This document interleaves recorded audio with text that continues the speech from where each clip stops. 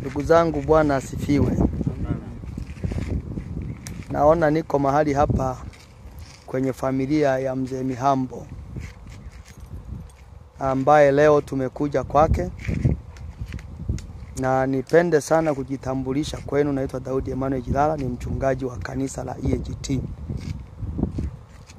Familia hii nilipenda msikie kidogo maelezo yao. Huyu baba mpaka anachukua maamuzi mnayemuona mahali hapa, kumleta mke wake huyu kwa ajili ya maombezi kutokana na shida walio kwa akiteseka nayo. Kwa hiyo nipende kumhoji maswali machache ambayo anaweza akatusaidia, lakini pia itawaletea wepesi ninyi kufahamu kwamba Mungu anaokoa na anaponya, ili Watanzania wenzangu msibaki mnateseka. Na inawezekana kuna watu mehangaika kama alivyohangaika huyu baba.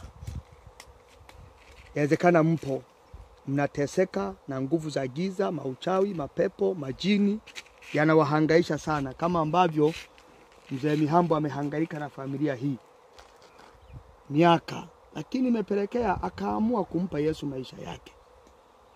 Kamleta mke wake, leo ndo tumemleta kwake. Sasa Mungu amemponya.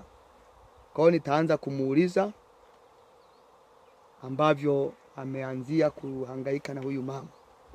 Baba. Baba. Unaweza ukatueleza ulivyohangaika na mama huyu? Neno mayono na yunga kana kale. Roge tinare wanageta na miaka ona kanuko ni. Wafumna yela sana. Kanga duhu kana tinashika. Na sariyo ke tere jibu yake ke tana jaga tako na jaga basarji. Na na kwene.